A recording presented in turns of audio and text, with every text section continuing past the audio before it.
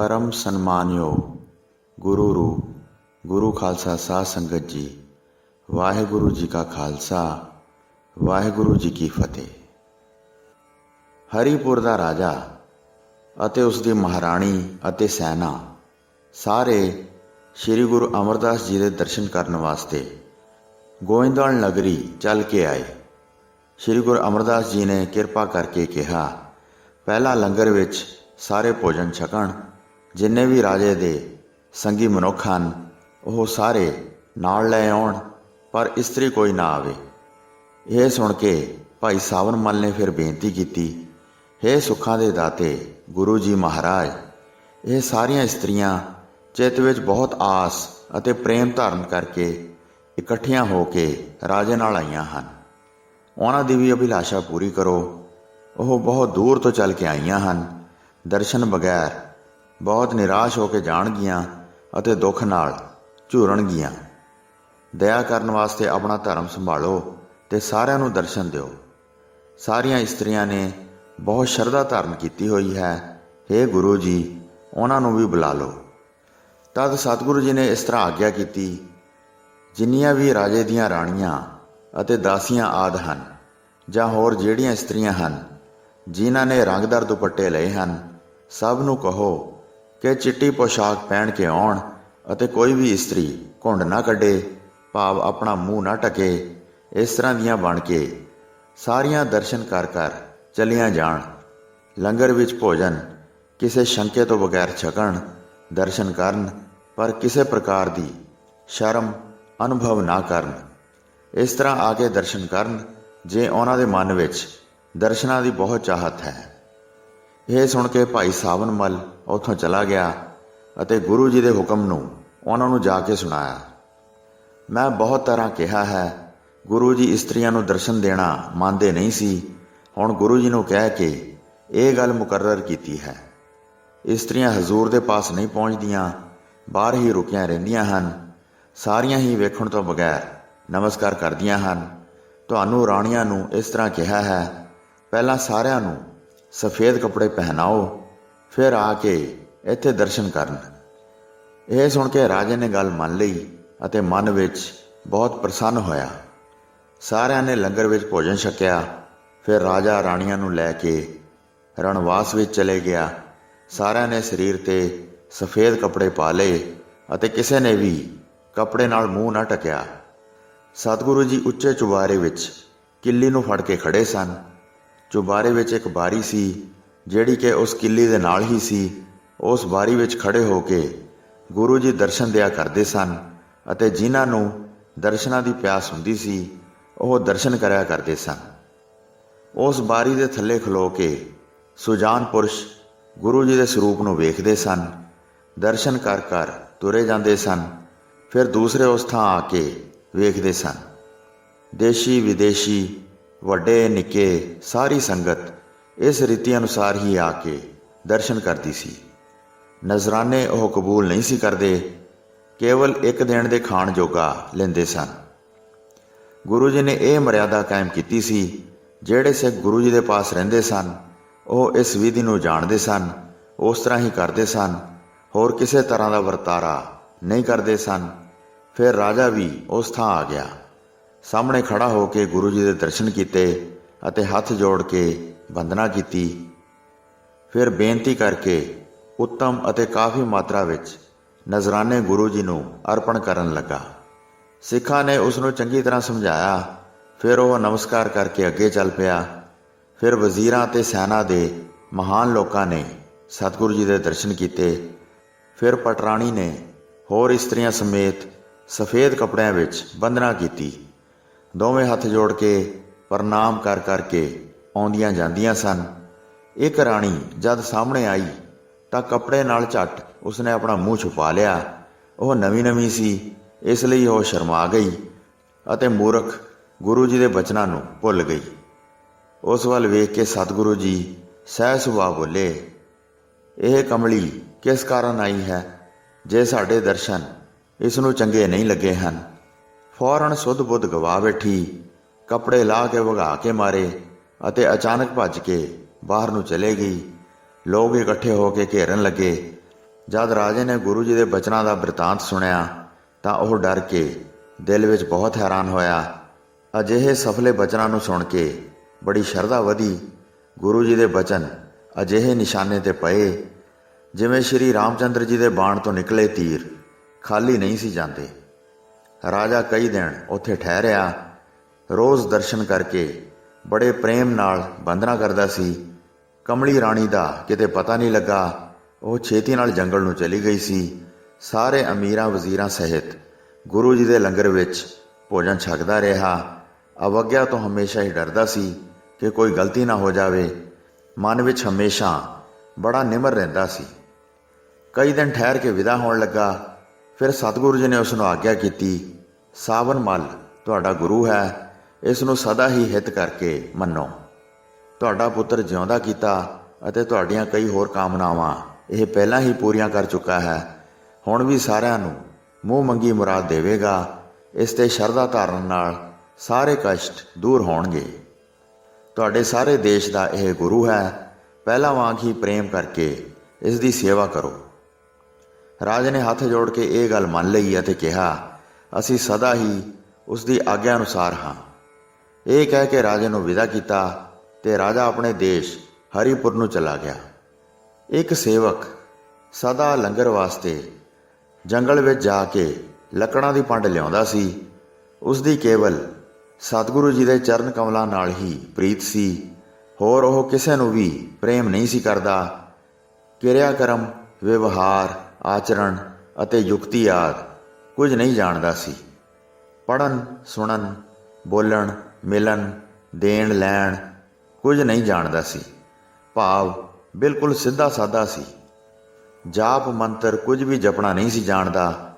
ਸੇਵਾ ਕਰਨ ਵਿੱਚ ਹੀ ਉਸਨੇ ਪ੍ਰੇਮ ਧਾਰਨ ਕੀਤਾ ਹੋਇਆ ਸੀ। ਹਰ ਵੇਲੇ ਮੁਖ ਤੋਂ ਸੱਚਣ ਸੱਚ ਬੋਲਦਾ ਰਹਿੰਦਾ ਸੀ। ਦੂਸਰੀ ਕੋਈ ਗੱਲ ਕੰਨ ਵਿੱਚ ਧਰਦਾ ਨਹੀਂ ਸੀ। ਉੱਠਦਾ ਬੈਠਦਾ, ਆਉਂਦਾ ਜਾਂਦਾ, ਜੰਗਲ ਵਿੱਚ, ਨਗਰ ਵਿੱਚ, ਸਭ ਥਾਈਂ ਸੱਚਣ ਸੱਚ ਬਚਨ ਦਾ ਹੀ ਉਚਾਰਨ ਕਰਦਾ ਸੀ ਅਤੇ ਮਨ ਵਿੱਚ ਹਰ ਵੇਲੇ ਸਤਿਗੁਰੂ ਜੀ ਦਾ ਧਿਆਨ ਰੱਖਦਾ ਸੀ।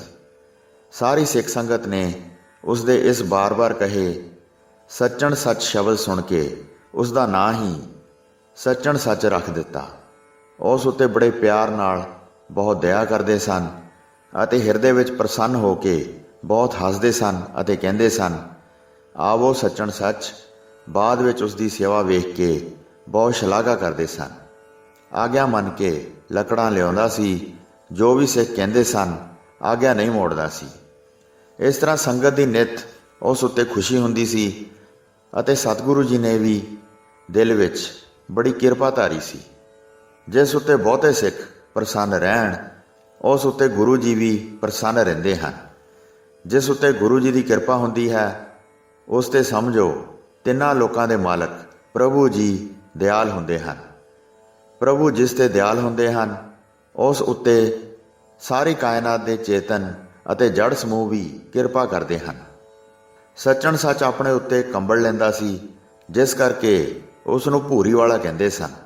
ਉਹ ਸਦਾ ਹੀ ਲੰਗਰ ਦੀ ਸੇਵਾ ਕਰਦਾ ਸੀ ਅਤੇ ਲੰਗਰ ਵਾਸਤੇ ਬਾਲਣ ਲਿਆਉਣ ਦਾ ਕੰਮ ਕਰਦਾ ਸੀ। ਇਸ ਲਈ ਉਹ ਸਦਾ ਜੰਗਲ ਵਿੱਚ ਜਾਂਦਾ ਸੀ। ਇੱਕ ਦਿਨ ਉਹ ਬਾਲਣ ਦੀ ਪੰਡ ਬੰਨ੍ਹਣ ਵਾਸਤੇ ਜੰਗਲ ਵਿੱਚ ਗਿਆ। ਉਸ ਨੂੰ ਵੇਖ ਕੇ ਹਰੀਪੁਰ ਰਾਜੇ ਦੀ ਪਾਗਲ ਇਸਤਰੀ ਬੜਾ ਭਿਆਨਕ ਰੂਪ ਬਣਾ ਕੇ ਉਸ ਵੱਲ ਦੌੜੀ ਆਈ। ਉਸ ਰਾਣੀ ਦੇ ਸਿਰ ਦੇ ਵਾਲ ਚਾਰੇ ਪਾਸੇ ਖਿਲਰੇ ਹੋਏ ਸਨ ਅਤੇ ਸਰੀਰ ਦੇ ਸਾਰੇ ਅੰਗ ਨੰਗੇ ਸਨ। ਅਜਿਹੀ ਡਰਾਉਣੀ ਸ਼ਕਲ ਬਣਾ ਕੇ ਨਿਤ ਜੰਗਲ ਵਿੱਚ ਫਿਰਦੀ ਸੀ।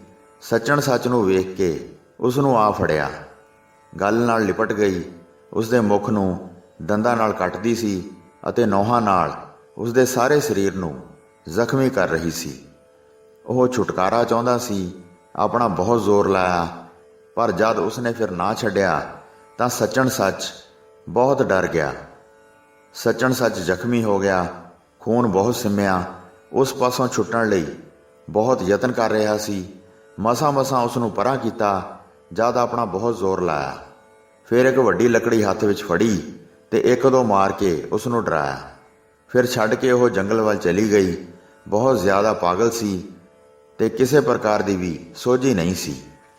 ਸੱਚਣ ਸੱਚ ਨੇ ਡਰਦੇ ਡਰਦੇ ਕੁਝ ਬਾਲਣ ਇਕੱਠਾ ਕੀਤਾ ਤੇ ਤੁਰੰਤ ਪੰਡ ਬੰਨ੍ਹ ਕੇ ਸਿਰ ਤੇ ਰੱਖ ਕੇ ਨਗਰ ਵੱਲ ਚਲਾ ਗਿਆ। ਅੱਗੇ ਵੱਲ ਤੁਰਿਆ ਜਾਂਦਾ ਸੀ, ਪਰ ਇੰਨਾ ਡਰਿਆ ਹੋਇਆ ਸੀ ਕਿ ਬਾਰ-ਬਾਰ ਪਿੱਛੇ ਵੇਖਦਾ ਸੀ ਕਿ ਫਿਰ ਨਾ ਆ ਜਾਵੇ। ਗੋਇੰਦਵਾਲ ਆ ਕੇ ਪਹੁੰਚ ਗਿਆ। ਖੂਨ ਸਿਮ ਰਿਹਾ ਸੀ ਤੇ ਬਾਲਣ ਬਹੁਤ ਥੋੜਾ ਸੀ। ਸਾਰੇ ਲੋਕਾਂ ਨੇ ਵੇਖ ਕੇ ਪੁੱਛਿਆ, ਤੇਰੀ ਇਹ ਹਾਲਤ ਕਿਸਨੇ ਬਣਾ ਦਿੱਤੀ ਹੈ? ਕਿੱਥੇ ਗਿਆ ਸੀ? ਸ਼੍ਰੀ ਸਤਿਗੁਰੂ ਜੀ ਨੇ ਉਸ ਨੂੰ ਆਪਣੇ ਪਾਸ ਬੁਲਾਇਆ ਤੇ ਪੁੱਛਿਆ, ਇਹ ਕੁਝ ਕਿੱਥੇ ਹੋਇਆ ਹੈ?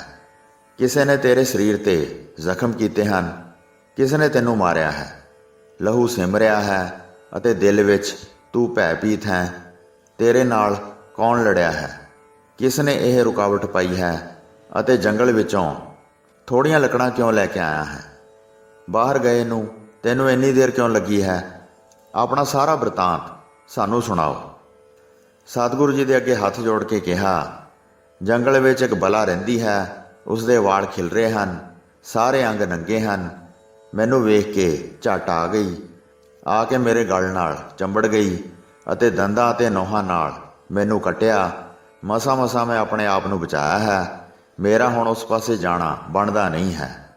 ਉਹ ਭੱਜ ਕੇ ਮੈਨੂੰ ਫੜ ਲਵੇਗੀ ਅਤੇ ਮੇਰੇ ਪ੍ਰਾਣ ਕੱਢ ਲਵੇਗੀ।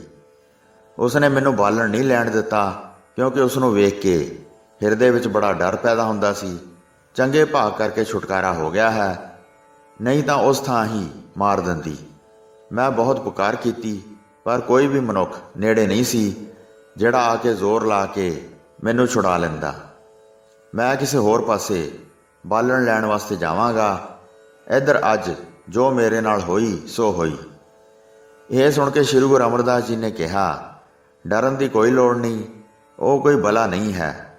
ਉਹ ਹਰੀਪੁਰ ਦੇ ਰਾਜੇ ਦੀ ਰਾਣੀ ਹੈ। ਉਹ ਪਾਗਲ ਹੋ ਗਈ ਹੈ ਤੇ ਉਸ ਨੂੰ ਕੋਈ ਸੋਝੀ ਨਹੀਂ ਹੈ। ਜਾ ਕੱਲ ਨੂੰ ਮੇਰੀ ਇੱਕ ਖੜਾਮ ਲੈ ਜਾ। ਜਦ ਤੇਰੇ ਵੱਲ ਦੌੜ ਕੇ ਆਵੇ, ਖੜਾਮ ਨੂੰ ਉਹਦੇ ਸਿਰ ਵਿੱਚ ਮਾਰੋ। ਉਸੇ ਵੇਲੇ ਰਾਜ਼ੀ ਹੋ ਜਾਏਗੀ, ਫਿਰ ਉਸ ਨੂੰ ਆਪਣੇ ਨਾਲ ਲਿਆਉਣਾ। ਇਹ ਸੁਣ ਕੇ ਸਾਰੀ ਸੰਗਤ ਬਹੁਤ ਹੈਰਾਨ ਹੋਈ ਤੇ ਸੱਚਣ ਸੱਚ ਨੂੰ ਕਹਿਣ ਲੱਗੀ, ਹੁਣ ਨਾ ਡਰੋ, ਉਸ ਪਾਸੇ ਜਾਓ। ਰਾਤ ਬਤੀਤ ਕਰਕੇ ਉਸ ਥਾਂ ਗਿਆ। ਸੱਚਣ ਸੱਚ ਨੂੰ ਦੂਰੋਂ ਹੀ ਵੇਖ ਕੇ ਚੀਕਾਂ ਮਾਰਨ ਲੱਗ ਗਈ। ਅਜਿਹੀ ਡਰਾਉਣੀ ਸ਼ਕਲ ਸੀ ਕਿ ਵੇਖੀ ਨਹੀਂ ਸੀ ਜਾ ਸਕਦੀ। ਉੱਚੀਆਂ ਛਾਲਾਂ ਮਾਰਦੀ ਉਸੇ ਵੇਲੇ ਦੌੜ ਕੇ ਸੱਚਣ ਸੱਚ ਦੇ ਨੇੜੇ ਆ ਗਈ। ਜਦ ਹੱਥਾਂ ਨਾਲ ਝਪੱਟਾ ਮਾਰਨ ਵਾਸਤੇ ਉੱਚੀ ਦਿੱਤੀ ਉਛਲੀ ਤਾਂ ਸੱਚਣ ਸੱਚ ਨੇ ਉਸਦੇ ਸਿਰ ਵਿੱਚ ਖੜਾਮ ਮਾਰੀ। ਗੁਰੂ ਜੀ ਦੀ ਜੁੱਤੀ ਛੂੰਹਦਿਆਂ ਹੀ ਸੋਝੀ ਆ ਗਈ। ਆਪਣੇ ਸਰੀਰ ਨੂੰ ਸੰਭਾਲ ਕੇ ਬੈਠ ਗਈ। ਆਪਣੇ ਸਾਰੇ ਅੰਗਾਂ ਨੂੰ ਨੰਗਾ ਸਮਝ ਕੇ ਚਿੱਤ ਵਿੱਚ ਅਤ ਸ਼ਰਮਸਾਰ ਹੋ ਕੇ ਸੁੰਗੜ ਗਈ। ਉਹ ਵਾਰਤਾ ਯਾਦ ਕਰਨ ਲੱਗੀ ਜਦ ਗੁਰੂ ਜੀ ਨੇ ਕਮਲੀ ਸ਼ਬਦ ਦਾ ਉਚਾਰਨ ਕੀਤਾ ਸੀ। ਕਹਿਣ ਲੱਗੀ, ਹੇ ਗੁਰਸਿੱਖ, ਮੈਨੂੰ ਕੋਈ ਕੱਪੜਾ ਦਿਓ ਤਾਂ ਕਿ ਮੈਂ ਆਪਣੇ ਸਰੀਰ ਦੇ ਨੰਗੇਜ਼ ਨੂੰ ਢੱਕ ਲਵਾਂ। ਮੈਂ ਗੁਰੂ ਜੀ ਪਾਸ ਜਾ ਕੇ ਆਪਣਾ ਅਪਰਾਧ, ਜੋ ਮੈਂ ਗੁਰੂ ਜੀ ਦਾ ਹੁਕਮ ਨਾ ਮੰਨ ਕੇ ਕੀਤਾ ਸੀ, ਬਖਸ਼ਾ ਲਵਾਂਗੀ। ਮੈਂ ਬਹੁਤ ਦੁੱਖ ਪਾਇਆ ਹੈ। ਹੁਣ ਮੈਨੂੰ ਸਰੀਰ ਦੀ ਸੋਝੀ ਹੋਈ ਹੈ। ਗੁਰੂ ਜੀ ਦੇ ਦਰਸ਼ਨ ਕਰਨ ਨਾਲ ਸਾਰੇ ਦੋਸ਼ ਦੂਰ ਹੋ ਜਾਣਗੇ। ਹੁਣ ਤੂੰ ਮੈਨੂੰ ਨਗਰ ਵਿੱਚ ਲੈ ਚੱਲ। ਇਹ ਸੁਣ ਕੇ ਸੱਚਣ ਸੱਚ ਨੇ ਆਪਣੀ ਕੰਬਲੀ ਉਸ ਨੂੰ ਦੇ ਦਿੱਤੀ, ਜਿਸ ਨੂੰ ਉੱਪਰ ਲੈ ਕੇ ਉਸਨੇ ਆਪਣੇ ਸਰੀਰ ਨੂੰ ਢੱਕ ਲਿਆ। ਦੋਵੇਂ ਵੱਡੇ ਭਾਗਾਂ ਵਾਲੇ ਭਾਵ ਸੱਚਣ ਸੱਚ ਤੇ ਰਾਣੀ ਨਗਰ ਵਿੱਚ ਪਹੁੰਚ ਕੇ ਸਤਿਗੁਰੂ ਜੀ ਦੇ ਅੱਗੇ ਜਾ ਖਲੋਤੇ। ਉਹਨਾਂ ਨੂੰ ਵੇਖ ਕੇ ਸਤਿਗੁਰੂ ਜੀ ਮੁਸਕਰਾਏ ਅਤੇ ਕਿਰਪਾ ਕਰਕੇ ਫਿਰ ਕਿਹਾ, ਸੁਣੋ, ਤੁਸੀਂ ਪਤੀ ਪਤਨੀ ਬਣ ਕੇ ਇੱਕ ਥਾਂ ਰਹੋ। ਤੇਰੀ ਘਾਲ ਕਮਾਈ ਹੁਣ ਸਫਲ ਹੋਈ ਹੈ। ਘਰ ਜਾ ਕੇ ਮੇਰਾ ਧਿਆਨ ਧਾਰਨ ਕਰੋ। ਮੇਰੇ ਪੈਰ ਦੀ ਦੂਸਰੀ ਖੜਾਮ ਵੀ ਲੈ ਲਓ।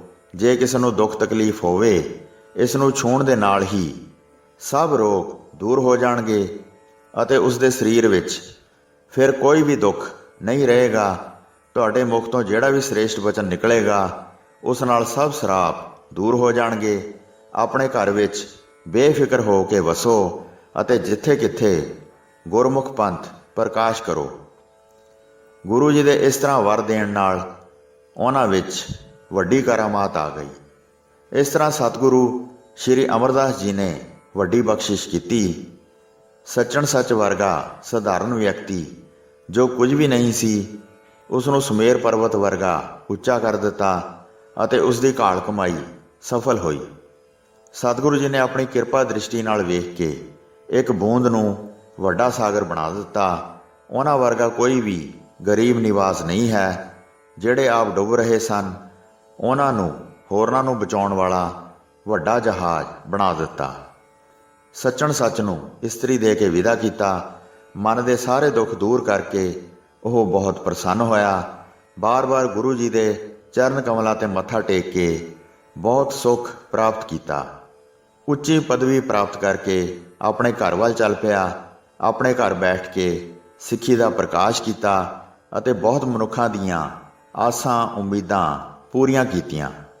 ਜਦ ਕਿਸੇ ਰੋਗੀ ਦੇ ਪਾਸ ਜਾਂਦਾ ਸੀ ਤਾਂ ਖੜਾਮ ਦੇ ਛੂਹਣ ਨਾਲ ਸਾਰੇ ਰੋਗ ਦੂਰ ਹੋ ਜਾਂਦੇ ਸਨ। ਹਜ਼ਾਰਾਂ ਲੋਕ ਚੱਲ ਕੇ ਆਉਂਦੇ ਸਨ ਤੇ ਸਰਾਪੇ ਹੋਏ ਵੀ ਸਫਲ ਵਰ ਪ੍ਰਾਪਤ ਕਰਕੇ ਜਾਂਦੇ ਸਨ। ਸਾਰੇ ਦੇਸ਼ ਵਿੱਚ ਉਸ ਦੀ ਬਹੁਤ ਮਹਿਮਾ ਹੋਈ। ਸਾਰੇ ਲੋਕ ਪਰਮ ਭਾਵਨਾ ਨਾਲ ਪੂਜਦੇ ਸਨ। ਅਨੇਕਾਂ ਲੋਕਾਂ ਨੂੰ ਉਸਨੇ ਨਿਹਾਲ ਕੀਤਾ। ਉਹਨਾਂ ਦੇ ਕਸ਼ਟ ਦੂਰ ਕਰਕੇ ਵੱਡੀਆਂ ਖੁਸ਼ੀਆਂ ਬਖਸ਼ ਦਿੱਤੀਆਂ। ਫਿਰੋਜ਼ਪੁਰ ਜ਼ਿਲ੍ਹੇ ਵਿੱਚ ਸੇਖੋਂਪੁਰ ਪਿੰਡ ਹਾਲੇ ਤੱਕ ਪ੍ਰਸਿੱਧ ਹੈ। ਜਿਹੜੇ ਵੀ ਖੜਾਮ ਦੇ ਨਜ਼ਦੀਕ ਆਉਂਦੇ ਹਨ, ਖੜਾਮ ਦੇ ਲੱਗਦਿਆਂ ਹੀ ਉਹਨਾਂ ਦੇ ਅਨੇਕ ਰੋਗ ਦੂਰ ਹੋ ਜਾਂਦੇ ਹਨ। ਇਸ ਮਹਾਤਮ ਦਾ ਜਗਤ ਵਿੱਚ ਪ੍ਰਕਾਸ਼ ਹੋਇਆ ਹੈ। ਪਿਆਰੀ ਸਾਧ ਸੰਗਤ ਜੀ, ਆਪ ਵਿੱਚੋਂ ਜਿਸ ਨੇ ਵੀ ਸ੍ਰੀ ਗੁਰੂ ਅਮਰਦਾਸ ਜੀ ਦੀ ਪਵਿੱਤਰ ਖੜਾਮ ਦੇ ਦਰਸ਼ਨ ਕਰਨੇ ਹੋਣ, ਉਹ ਪਿੰਡ ਦੁਲਚੀ ਕੇ, ਜੋ ਕਿ ਫਿਰੋਜ਼ਪੁਰ ਸ਼ਹਿਰ ਦੇ ਨੇੜੇ ਹੈ, ਉਸ ਥਾਂ ਜਾ ਕੇ ਆਪ ਜੀ ਦਰਸ਼ਨ ਕਰ ਸਕਦੇ ਹੋ ਅਤੇ ਆਪਣੇ ਰੋਗਾਂ ਨੂੰ ਦੂਰ ਕਰ ਸਕਦੇ ਹੋ। ਗੁਰੂ ਸਾਹਿਬ ਜੀ ਦੇ ਬਚਨਾਂ ਅਨੁਸਾਰ ਇਸ ਜੋੜੇ ਨੂੰ ਆਪਣੇ ਮਸਤਕ ਨਾਲ ਛੁਹਾਣ ਨਾਲ ਪਾਗਲਪਨ, ਹਲਕੇ ਕੁੱਤੇ ਦਾ ਕੱਟਿਆ, ਹਜ਼ੀਰਾਂ ਵਾਲਾ ਤੇ ਹਰ ਤਰ੍ਹਾਂ ਦੇ ਸਰੀਰਕ ਤੇ ਆਤਮਿਕ ਦੁੱਖ ਦੂਰ ਹੁੰਦੇ ਹਨ। ਗੁਰੂ ਸਾਹਿਬ ਜੀ ਦੀ ਬਖਸ਼ਿਸ਼ ਸਦਕਾ ਇਹ ਜੋੜਾ ਸਾਹਿਬ ਗੁਰਦੁਆਰਾ ਪਾਹਨ ਸਾਹਿਬ, ਪਿੰਡ ਦੁਲਚੀ ਕੇ, ਜ਼ਿਲ੍ਹਾ ਫਿਰੋਜ਼ਪੁਰ ਵਿਖੇ ਮੌਜੂਦ ਹੈ। ਵਾਹਿਗੁਰੂ ਜੀ ਕਾ ਖਾਲਸਾ, ਵਾਹਿਗੁਰੂ ਜੀ ਕੀ ਫਤਿਹ।